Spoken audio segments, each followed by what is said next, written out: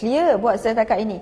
Sebelum saya nak tanya, ada satu soalan ni, kenapa baru sekarang bank orang kata tidak bagi tahu sebelum ini, lebih awal dan sebagainya.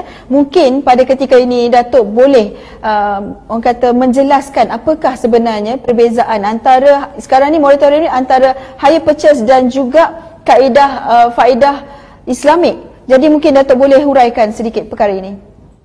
Okey.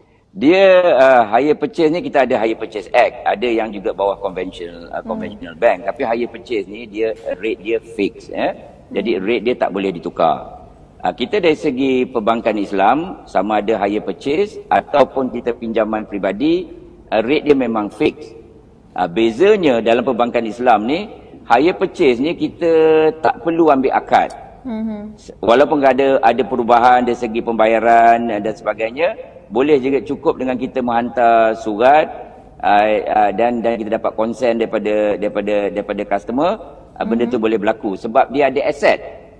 Dia ada istilah Islamik, dia ijarah ke apa, yang mana tak perlu kita lakukan akad. Tapi dari segi pembiayaan peribadi perlu ada akad.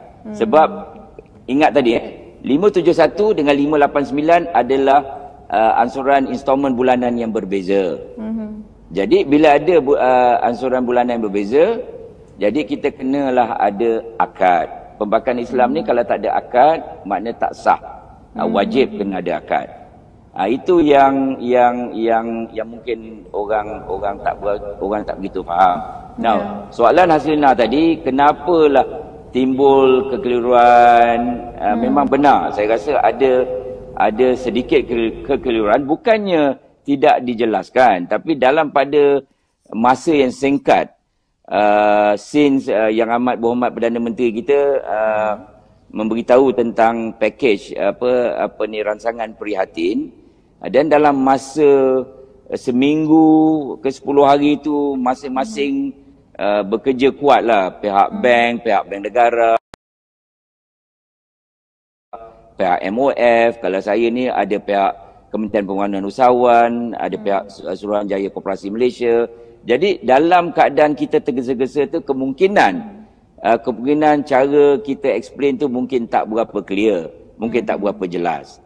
Jadi sekarang ni saya rasa cara saya memberitahu ni agak jelas. Dan saya juga cuba nak tekankan, masa pakej ransangan tu dikeluarkan sebanyak 260 bilion, 100 bilion Haslina datangnya daripada moratorium bank-bank. Apa maksudnya? Maksudnya hampir 40% dari jumlah pakej ransangan prihatin tu datangnya daripada bank-bank di negara kita. That's why the bank need to survive. Kalau macam tadi saya cerita dari segi bank rakyat, tiap-tiap tahun kita bayar zakat, 30 juta kita bayar zakat. Berapa ramai kumpulan asnaf yang dapat kemudahan daripada bank rakyat. Kita bayar 60 juta kepada SKM. Bagaimana pembangunan koperasi berlaku, 14,000 lebih koperasi, 6,000 ahli mendapat manfaat daripada 60 juta tersebut. Kita bayar cukai, kita bayar dividen. Remember, 70% of pemegang saham di bank rakyat adalah golongan B40.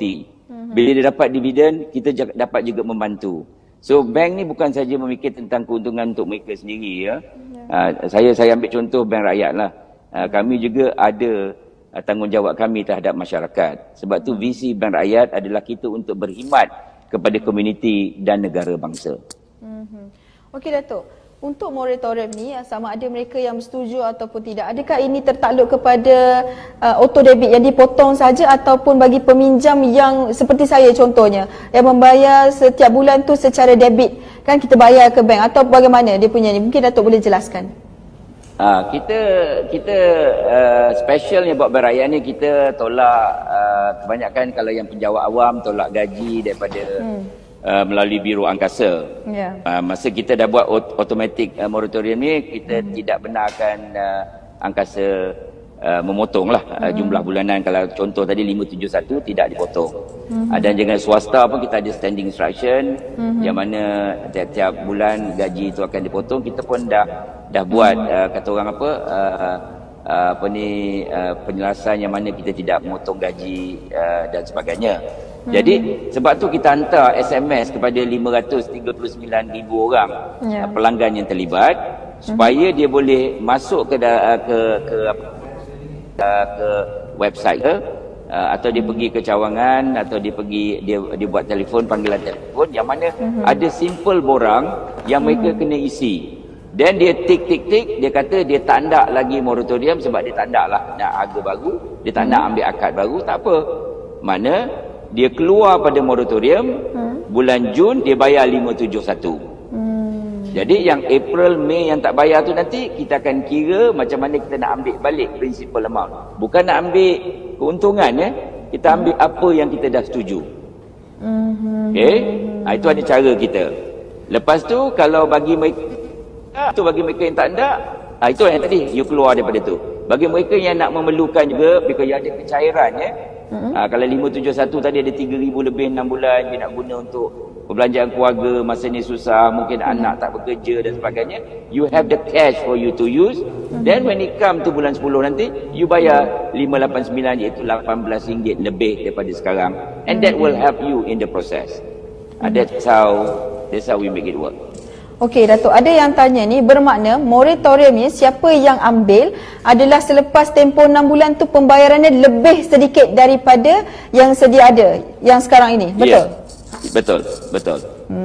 Betul. Tapi kena ada akad yang baru kena ada akad yang baru. Itu kena ada perjanjian antara bank dan juga dengan dengan peminjam.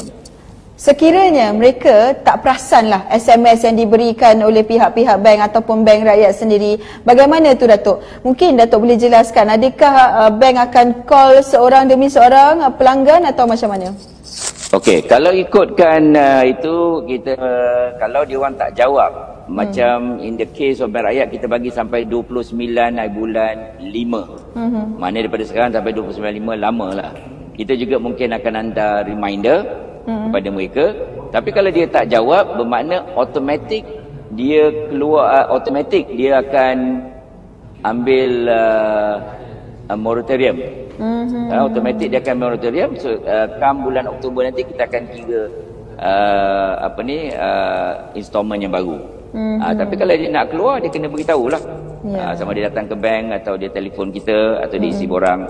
Ini juga tanggungjawab peminjam kita masing-masing semua kena ada tanggungjawab. Now Hasrina, COVID-19 ni bukannya satu perkara yang kita minta. Ini dugaan yang datang pada Allah SWT yang mana semua pihak bekerja begitu apa saya nak kata dengan bertungkul lumus lah. Pihak kerajaan, pihak bank negara, pihak MOF, pihak SKM, pihak Kementerian Pembangunan Usahawan dari segi bank rakyat untuk memastikan pelanggan-pelanggan kita ni tidak terjejas. Jadi everybody is working very very hard. Tapi saya pun nak bawa satu hadis lah Hadis ni sabda Rasulullah, matlul ghani zulmun. Maksudnya Nabi Muhammad bersabda, maksudnya penangguhan membayar hutang oleh orang kaya, iaitu orang yang berkemampuan, adalah satu kezaliman. Jadi dalam proses ni, siapa yang boleh bayar, siapa ada kemampuan untuk bayar hutang, kenalah bayar. Mana yang tak mampu, kita kena bantu mereka yang tak mampu. Sebab tu di bank rakyat, saya kata tadi, 243,000 adalah kumpulan B40. Dalam 243,000 pelanggan, tak semuanya B40 yang tak mampu.